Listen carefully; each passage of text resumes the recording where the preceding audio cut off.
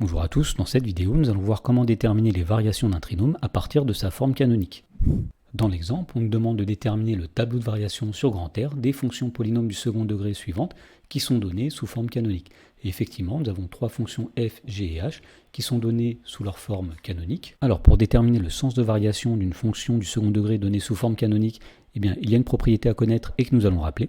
Alors si f de x égale ax carré plus bx plus c est une fonction polynôme du second degré, et si f de x égale a facteur de x moins alpha au carré plus bêta est sa forme canonique, eh bien le sens de variation de la fonction f sur grand R est le suivant, et il y a deux situations possibles. Alors première situation, si le nombre a est strictement positif, eh bien la fonction f sera décroissante sur l'intervalle moins l'infini alpha, puis croissante sur l'intervalle alpha plus l'infini, et elle possédera un minimum en alpha qui est égal à bêta. Et donc deuxième situation, si le nombre a est strictement négatif, eh bien la fonction f sera tout d'abord croissante sur l'intervalle moins l'infini alpha, puis décroissante sur l'intervalle alpha plus l'infini, et la fonction f possédera un maximum qui est bêta et qui est atteint pour la valeur x égale alpha. Alors voyons comment appliquer ce rappel pour déterminer le sens de variation des trois fonctions qui nous sont données.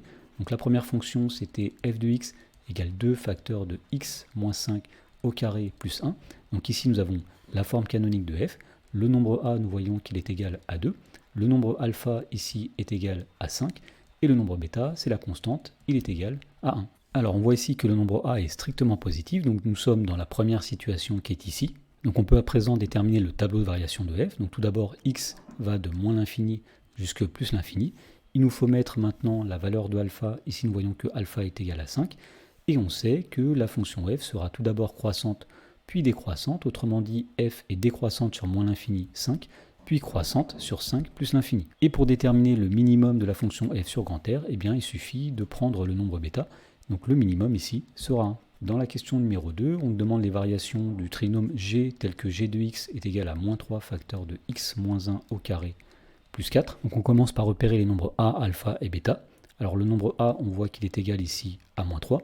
Le nombre alpha, on voit ici qu'il est égal à 1, et enfin le nombre bêta est égal à 4. Et donc on peut maintenant établir le tableau de variation de g. Donc tout d'abord x va de moins l'infini à plus l'infini, et on sait qu'il y aura un changement de variation au niveau du nombre alpha, donc nous allons mettre alpha ici, c'est-à-dire 1, et on sait aussi que la fonction f sera d'abord croissante, puis décroissante, donc g plutôt sera croissante sur l'intervalle moins l'infini 1, puis décroissante sur l'intervalle 1 plus l'infini. Et pour finir, on va mettre le maximum ici de la fonction g sur r. Nous savons que c'est le nombre bêta. Ici, bêta vaut 4, donc nous allons mettre 4 ici dans le tableau. Dans la troisième question, on demande les variations du trinôme h de x est égal à 5 facteur de x plus 3 au carré moins 7. Donc on commence là encore par déterminer les nombres a, alpha et bêta. Alors ici, nous avons une forme qui n'est pas exactement sous la forme canonique, puisque dans la forme canonique, nous avons dans la parenthèse x moins alpha. Ici, nous avons x plus 3. Donc on va commencer par réécrire h de x en disant que c'est 5 facteur de x moins 3 au carré, puisqu'effectivement, x moins 3 est égal à x plus 3. Et le tout moins 7, autrement dit, c'est plus moins 7. Et donc on en déduit que le nombre a est égal à 5, le nombre alpha est égal à moins 3, et le nombre bêta, lui, est égal à moins 7. Et donc à partir de tout ça, on en déduit le tableau de variation de la fonction h.